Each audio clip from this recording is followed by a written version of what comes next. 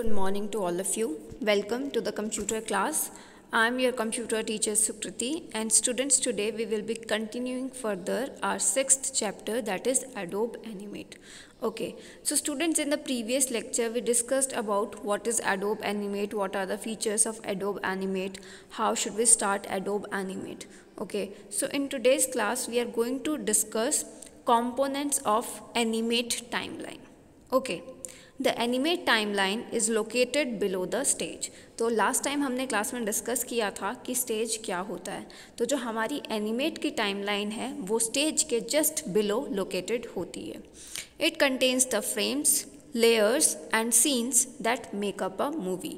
तो जो हमारा टाइमलाइन है इसके अंदर हमारे पास फ्रेम्स होते हैं, लेयर्स होती हैं और सीन्स होते हैं जिनसे मिलकर के आपकी एक मूवी बनती है. You can use the timeline to organize and control your movies. ठीक है, तो अब यहाँ पर आप टाइमलाइन का यूज़ कर सकते हो जिसकी हेल्प से आप अपनी मूवी को ऑर्गेनाइज भी कर सकते हो और कंट्रोल भी कर सकते हो. Layers are a representation of depth in work space. तो जब लेयर्स की बात हम करते हैं तो लेयर्स बेसिकली आपकी पूरी वर्क स्पेस के अंदर डेप्थ को रिप्रेजेंट करती है, मतलब कि आपकी वर्क स्पेस में के अंदर कितनी ज़्यादा डेप्थ है. और जो हमारे फ्रेम्स हैं, while frames are a representation of time, और फ्रेम्स आपको ये बताते हैं कि जो हमारी पूरी मूवी है वो किस तरीके से टाइम में रिप्रेजेंट करी गई है. Frames can be used for building and animation over time. तो फ्रेम्स से ही बन करके हमारी पूरी एक मूवी बनती है जो हम ये बताती है कि हमारी जो पूरी एनिमेशन है वो पर्टिकुलर टाइम तक है. Okay, so students, here we can see all these things जिनके बारे में हमने डिस्कस भी किया है. ठीक है, तो यहाँ पर आप देख सकते हो हमारे पास डिफरेंट बटन्स हैं, बहुत सारे ऑप्शंस हैं. ठीक है, तो वन बाय वन करके देखते हैं कि यहाँ पर क्या हमें बताया जा रहा है. ओके, सो सबसे पहले आती है बात हमारे पास लेयर्स की. ठीक है, what are layers? So layers are used to organise the art work in your document. So यहाँ पर आप देख सकते हो इस डायग्राम के अंदर जो लेयर्स हैं वो पर्टिकुलर आपके जो भी डॉक्यूमेंट है उसको ऑर्गेनाइज करने में हेल्प करता है. You can have numerous layers stacked on top of one another. मतलब हमारे पास किसी भी एनिमेट मूवी के अंदर बहुत सारी लेयर्स हो सकती हैं और वो किस तरीके से ऑर्गेनाइज होती हैं, एक के ऊपर एक वो स्टैक्ड होती हैं. Newer layers are listed first. ठीक है, तो जैसे ही आप सपोज करो किसी एक न्यू लेयर को ऐड करते हो तो वो सबसे पहले टॉप पर आ जाएगी. तो जैसे कि आप यहाँ पर डायग्राम में देख सकते हो लेयर 1, लेयर 2 और लेयर 3 मेंशन्ड है. तो लेयर 1 क्योंकि ये सबसे पुरानी लेयर है, ओल्ड लेयर है, तो वो सबसे नीचे मेंशन्ड है. फिर लेयर 2, देन कम्स लेयर 3.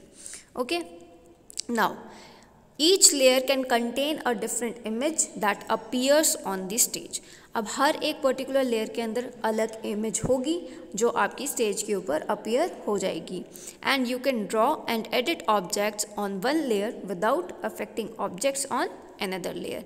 और लास्ट टाइम हमने ये भी पढ़ा था कि जब हम लेयर्स की हेल्प से काम करते हैं तो एक पर्टिकुलर लेयर में सपोज़ कीजिए आपके पास कोई डिफरेंट इमेज है. ठीक है, तो हम उस पर्टिकुलर इमेज को एडिट भी कर सकते हैं, क्रॉप कर सकते हैं, उसके अंदर कुछ भी ड्रॉ कर सकते हैं. और अगर पर्टिकुलर लेयर में हम काम कर रहे हैं तो उस पर्टिकुलर लेयर के अंदर काम करने से दूसरी लेयर्स अफेक्ट नहीं होती. ठीक है, वो एज इट इज़ रहती है. ठीक है, सो ये था हमारे पास लेयर्स. ओके, इसके बाद हम बात करते हैं ऐड और रिमूव लेयर बटन्स के बारे में. ठीक है, ऐड और रिमूव लेयर बटन्स के बारे में बात करते हैं. तो अब आपको मैं यहाँ पर शो कर देती हूँ. देखो जहाँ पर हमें मार्क कर रखा है ऐड और रिमूव लेयर बटन्स, तो यहाँ पर एक डॉक्यूमेंट टाइप का आपको एक लेयर शो कर रखी है. ये है आपकी लेयर्स को ऐड ऑन करने के लिए. और लास्ट साइड में आपके पास एक डस्टबिन दिखा रखा है, एक बिन दिखा रखा है, that is for removing the layers. ठीक है, सो इन दो पर्टिकुलर बटन्स के थ्रू हम क्या कर सकते हैं, अपनी लेयर्स को ऐड भी कर सकते हैं और जो हमारा बिन बटन है उसकी हेल्प से हम अपनी लेयर्स को रिमूव कर सकते हैं. ठीक है, so let's see. Above the layers there are buttons for adding and deleting layers. तो लेयर्स के ऊपर हमारे पास 2 बटन्स होते हैं जिससे हम ऐड भी कर सकते हैं लेयर्स को और हम रिमूव भी कर सकते हैं लेयर्स को. Okay, now we have frames. ठीक है, अब फ्रेम्स क्या होते हैं यहाँ पर हम देख लेते हैं।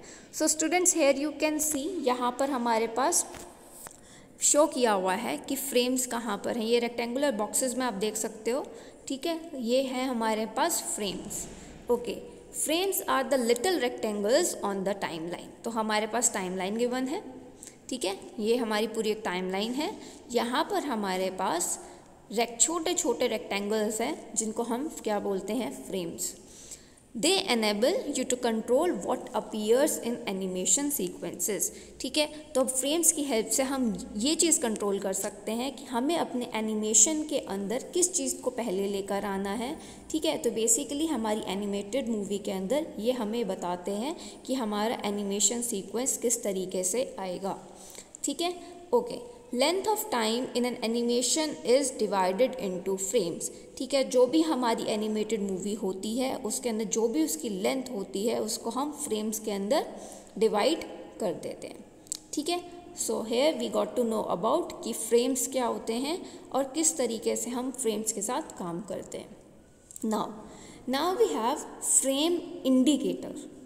Animate indicates the selected frame number, the current frame rate. Frame rate means how many frames play per second and the time that has elapsed so far in the movie. अब फ्रेम इंडिकेटर क्या है? तो animate के अंदर हम ये indicate कर सकते हैं कि हमारा जो सेलेक्टेड फ्रेम नंबर है वो क्या है, करंट फ्रेम रेट क्या चल रहा है और हमारी मूवी के अंदर अभी तक कितना टाइम हो चुका है।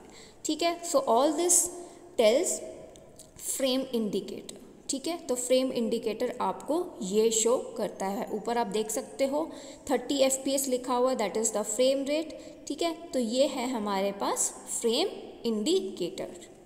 Okay, now we talk about the frame numbers कि फ्रेम नंबर्स क्या होते हैं। So frames appear in a chronological order in the timeline and each frame has a number. तो हमारी जो मूवी एनिमेटेड मूवी होती है उसके अंदर हमारे पास जो फ्रेम्स होते हैं वो एक प्रॉपर ऑर्डर में होते हैं, क्रोनोलॉजिकल ऑर्डर में होते हैं। ठीक है, और हर एक फ्रेम का अपना एक नंबर होता है। ठीक है, okay, so this was about the frame number. Okay, now we will talk about playhead. The playhead, also called the current frame indicator, marks the current frame displayed on the stage. तो जो playhead है उसको हम क्या बोल देते हैं, current frame indicator भी बोल देते हैं। तो यहाँ पर आप देख सकते हो कि जो playhead है वो आपको बेसिकली दिखा रहा है जो करंट फ्रेम इंडिकेट उसको शो कर रहा है। ठीक है, और ये बेसिकली आपको ये बताता है कि इस टाइम पर कौन सा करंट फ्रेम है जो आपकी स्टेज के ऊपर शो हो रहा है। ठीक है, okay. Now will talk about timeline buttons कि टाइमलाइन बटन्स क्या होते हैं। So these buttons contain play और stop, start and end, loop on और off and onion skin which are used for controlling frames, layers and movies. ठीक है, तो अब देखते हैं हम टाइमलाइन बटन्स हमारे पास कहाँ पर अवेलेबल हैं। देखो ऊपर हम देख सकते हैं on the upper right side we can see the timeline buttons. There we have so many buttons. ठीक है, हमारे पास बहुत सारे बटन्स हैं वहाँ पर, तो आप वहाँ पर देख सकते हो। हाँ जी, तो अब यहाँ पर हम देख सकते हैं टाइमलाइन बटन्स। तो here we can see so many buttons are there. ठीक है, सो टाइमलाइन बटन्स का पर्पस क्या होता है आइए वो पढ़ लेते हैं।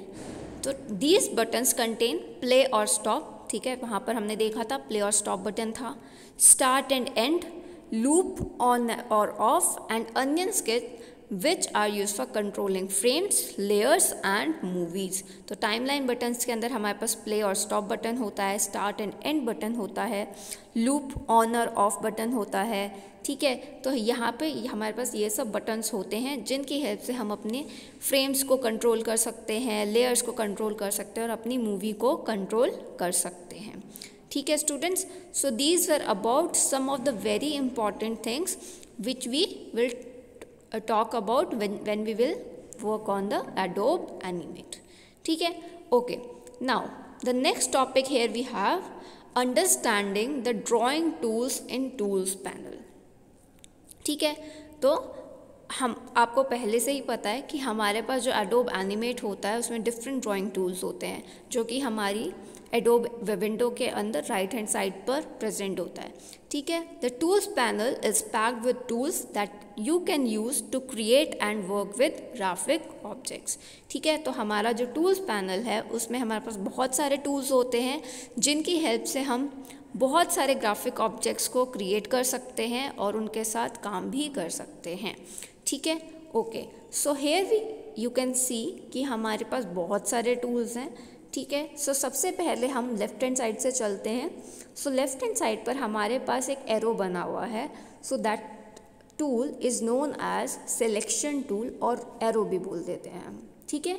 Then the next tool is sub selection tool, okay, and after that we have free transform tool, then we have 3D rotation, then we have lasso, then we have pen, then we have text tool, then we have line tool, after that we have a rectangle, so that is the rectangle tool, then we have the oval, that is the oval tool, then polystar tool, then we have pencil, that is used for drawing, that is pencil tool, then we have paintbrush, then we have brush, then we have bone tool, then we have paint bucket tool, after that we have ink bottle, then we have eyedropper, then we have eraser, after that we have width, then we have asset wrap, then we have camera, उसके बाद हमारे पास आता है hand tool, then we have zoom tool, after that we have stroke color,